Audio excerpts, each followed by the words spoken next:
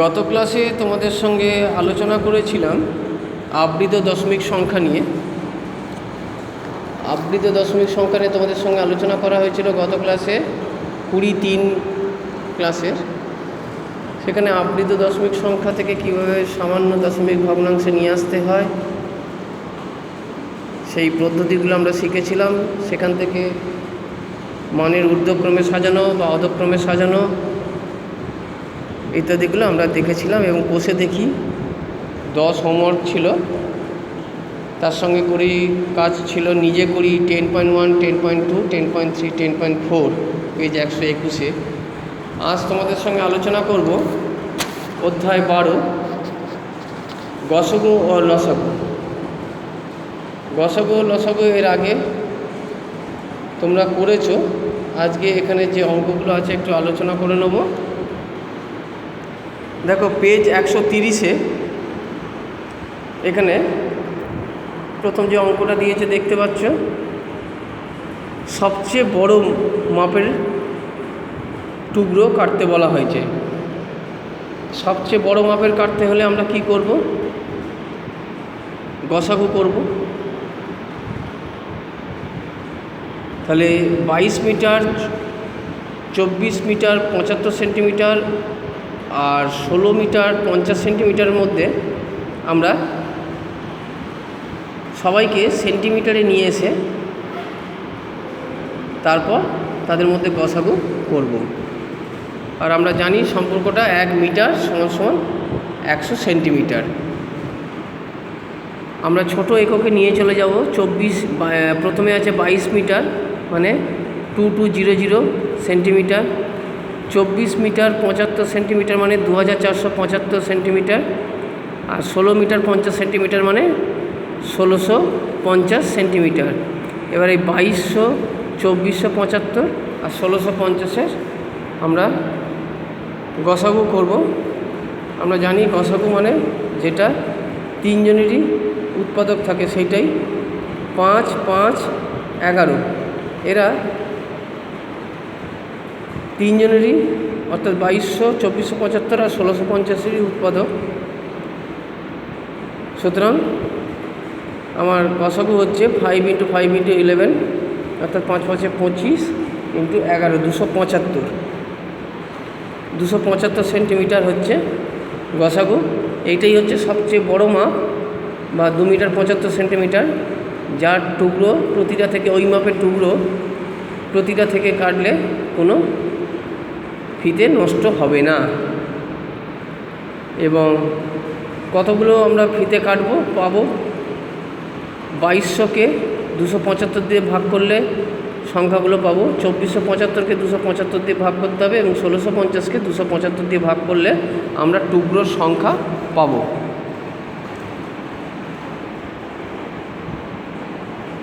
এখানে দেখো দুভাবে গসাগু দেখাচ্ছে।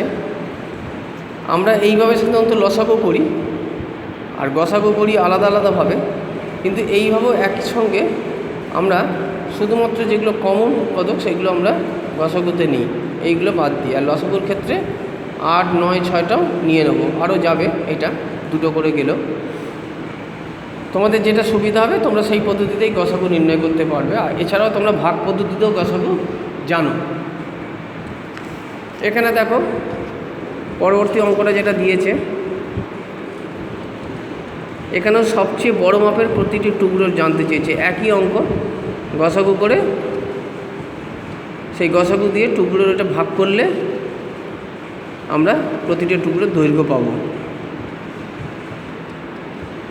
এখানে গসাগুগুলো দেখিয়েছে যোগ।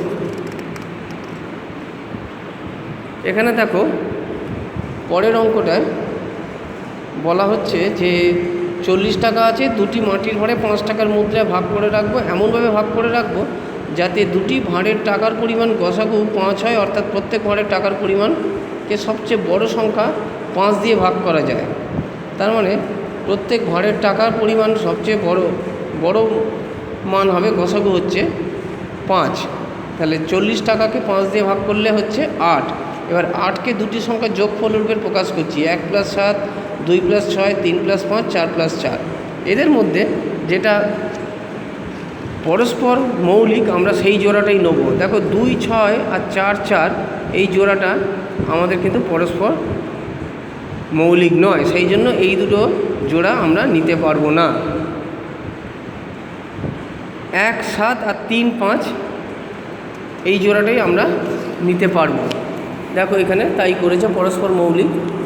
1, 7 আর 3, 5 নিচ্ছি, নিলে আমাদের হচ্ছে গসাগু দিয়ে গুণ করতে হবে। 1 × 5 মানে 5, আরেকটা হচ্ছে 7 × 5 35, অথবা আরেকটা হচ্ছে 3 × গসাগু, আরেকটা 5 × গসাগু 15 25। তার মানে হয় 5 35 এর গসাগু হচ্ছে 5, আর 15 25 এর গসাগু হচ্ছে 5। তার মানে আমরা সবথেকে বড় মানের যে টাকা রাখতে পারবো সেটা হচ্ছে 5, এবং তাদের মধ্যে কীভাবে রাখবো, কি কম্বিনেশান নেবো সেটা আমরা এখানে দেখতে পাচ্ছি। মাথায় রাখবে পরস্পর মৌলিক না হলে সেই জোড়া আমরা নেব না। পরের অঙ্কটা সেই একই জিনিস দেখা যাচ্ছে এখানে, এগুলো দেখো, দেখে নেবে একবার করে। এখানে দেখো নিজে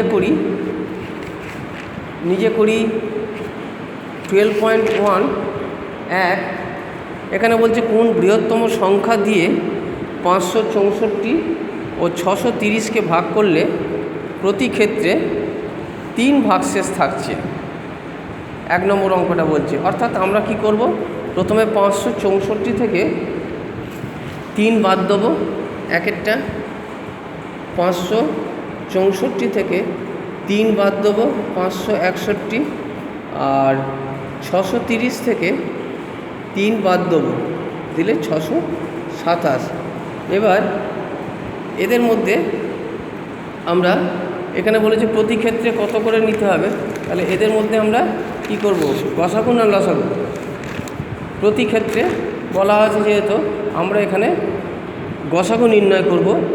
তাহলে 561 ও 627-এর মধ্যে গসাগু নির্ণয় করলে আমরা দেখি কি হয়। 561 আর 627, 3 দিয়ে 3 একে 3, 3 8 14 7, 3 দিয়ে 9, 3 দিয়ে উপরে তোমার এটা 11 1 7 11 9।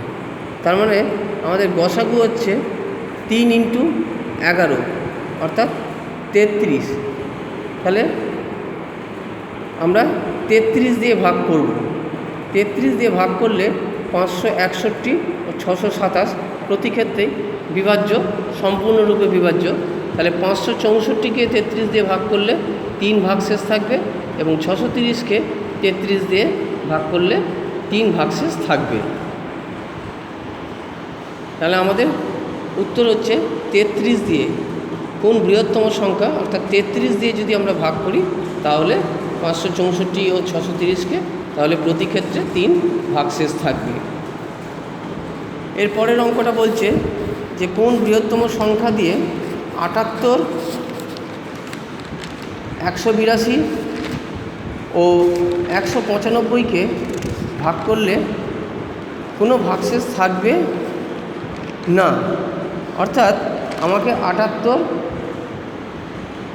182 ও 195কে আমরা উৎপাদকে লিখব। 78 মানে 2 × 3 × 13, এটা হচ্ছে 78। 182 মানে হচ্ছে 2 × 7 × 13, আর 195 হচ্ছে 2 × 5 × 13। তার মানে এখানে দেখতে পাচ্ছি আমরা 13 আমাদের কমন ফ্যাক্টর থাকছে, অর্থাৎ গসাগু।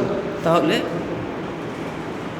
13 দিয়ে ডিভাইড করলে আমরা কোনো ভাগশেষ থাকবে না। 78কে আমরা লিখতে পারি 2 × 3 × 13,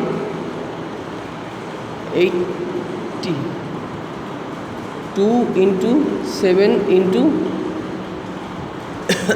13, 195, তেমন হচ্ছে তোমার 39 × 5 মানে 3 × 5 × 39। 3 জনের মধ্যে সর্ববৃহৎ সংখ্যা অর্থাৎ গসাগু 13। কারণ আমরা যদি 13 দিয়ে 3টে সংখ্যাকে ভাগ করি তাহলে কোনো ভাগশেষ থাকবে না। এর পরেরটা 3 নম্বরটা 80 টাকা 50 খাতে দাদা ওইরকম কত। আচ্ছা, এখানে তোমার 80 টাকা 50 আর 57 টাকা 50 এদের মধ্যে আমরা গসাগু করব। গসাগু করলে যেইটা পাবো বৃহত্তম সেটা হচ্ছে গসাগু, আর গসাগু দিয়ে 80 টাকা 50কে ভাগ করলে আমরা পেয়ে যাব খাতার সংখ্যা। তাহলে আমরা 80 টাকা 50 ও 57 টাকা 50 এদের মধ্যে যদি গসাগু করি, 1 দিয়ে 57.50 0 0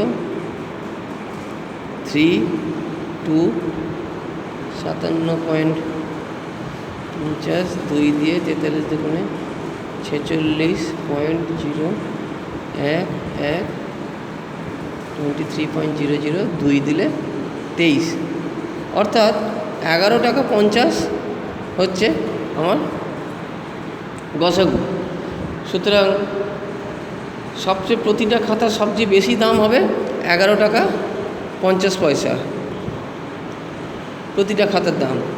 আর 11 টাকা 50 পয়সায় 80 টাকা 50 পয়সার খাতাটা হবে 80.50 বাই 11.50 মানে 7টা। আর 57 টাকা 50 পয়সার খাতাটা হবে 11.50 বাই 5 মানে 7 আর 5 12টা। তাহলে মোট আমি 12টা খাতা পাবো, আর প্রথম প্রকারের খাতা পাবো 7টা, আর পরের প্রকারের খাতা পাবো 5টা, মোট 12টা খাতা পাবো। এইভাবে দেখো পরের অঙ্কগুলো দেখিয়েছে গসাগু আর লসাগু। এই অঙ্কটা দেখো 6 8 10 12 দিয়ে বিভাজ্য কতগুলো সংখ্যা যেটা 300 থেকে 500-র মধ্যে থাকবে। তাহলে আমরা 6 8 10 12 সংখ্যা দিয়ে আমরা আগে লসাগুটা নির্ণয় করব। 6 8 10 12 লসাগু 120।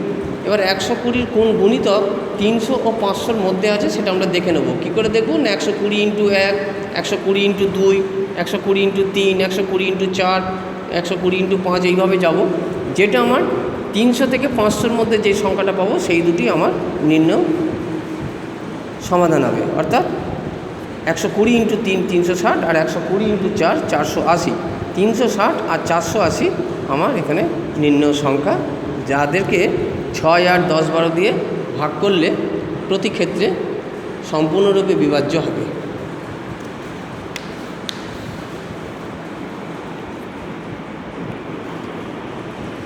এরপরে দেখো নিজে করি 12.2। 7 নম্বর অঙ্কটা সেই আগেরই মতন করা হয়ে গেছে। দেখো 3 যোগ করতে বলেছে এখানে শুধু। 12.2-এর এক একটা বলছে 4 ঘন্টা 45 মিনিট। তাহলে আবার কতক্ষণে একসঙ্গে বাজবে, অর্থাৎ 45 মিনিট, 1 ঘন্টা মানে 60 মিনিট, 1 ঘন্টা 15 মিনিট মানে 75 মিনিট, আর 1 ঘন্টা 30 মিনিট মানে 90 মিনিট। তাহলে 45 60 75 আর 90 এদের আমরা লসাগু করব। লসাগু করলে যেটা লসাগু পাবো সেই তত মিনিট পর আবার ঘন্টাগুলো একসঙ্গে বাজবে। সেই মিনিটটাকে আমরা 60 দিয়ে ভাগ করে ঘন্টায় করে নেব, নিয়ে বেলা 12টার পর তত ঘন্টা আমরা যোগ করে বলবো। আর প্রতিটা ঘন্টা কতবার বাজছে এটা নির্ণয় করার জন্য সেই লসাগুকে দিয়ে 45 দিয়ে ভাগ করলে একটি অ্যান্সার পাবো, লসাগুকে ফল দিয়ে 60 ভাগ করলে আরেকটা, লসাগুকে দিয়ে 75 ভাগ করলে আরেকটা, আর লসাগুকে দিয়ে 90 ভাগ করলে আরেকবার। অর্থাৎ প্রতিটা ঘন্টা কতবার করে বাজবে সেই সংখ্যাগুলো আমরা পাবো।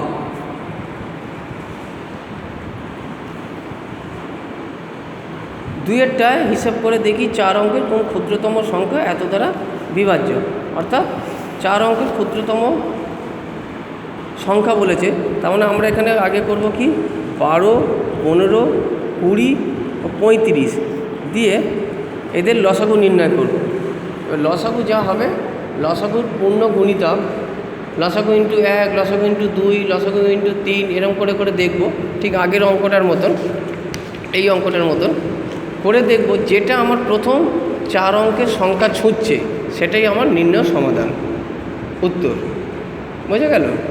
এই লসাগু ফল দিয়ে লসাগু ফলের সঙ্গে × 1 × 2 × 3 এরকম করব, করে যেটা আমরা পাবো সেটাই হচ্ছে আমার নির্ণয় সমাধান। 3 নম্বর অঙ্কটা 5 অঙ্কের কোন বৃহত্তম সংখ্যা খুঁজি যাকে 16, 24, 30 ও 36 দ্বারা ভাগ করলে প্রত্যেক ক্ষেত্রে 10 ভাগশেষ থাকবে। তাহলে এখানে 16, 24, 30 ও 36কে আমরা প্রথমে লসাগু করব। লসাগু করলে যেটা পাবো সেই লসাগু ফল দিয়ে 5 অঙ্কের বৃহত্তম সংখ্যা কি 5টা 9, 5টা 9 দিয়ে ভাগ করব। ভাগ করার পর যেটা ভাগশেষ থাকবে সেই ভাগশেষটা আমরা 5টা 9 থেকে বিয়োগ দেবো। দেওয়ার পর যেটা পাবো সেটা হচ্ছে সম্পূর্ণরূপে বিভাজ্য ওই লসাগুটা দ্বারা, অর্থাৎ 16, 24, 30, 36 দ্বারা সম্পূর্ণরূপে বিভাজ্য। তার সঙ্গে 10 যদি যোগ করি তাহলেই আমরা নির্ণয় উত্তর পাবো।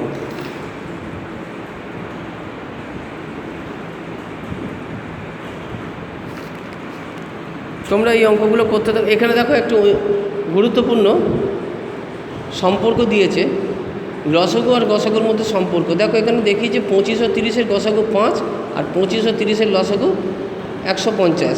তার মানে গসাগু ইন্টু লসাগু ইকুয়াল টু সংখ্যা দুটির গুণফল। এটা একটি গুরুত্বপূর্ণ সূত্র বলতে পারো বা সম্পর্ক। এটা দিয়ে আমরা অনেক অঙ্ক পাবো আগামী সময়।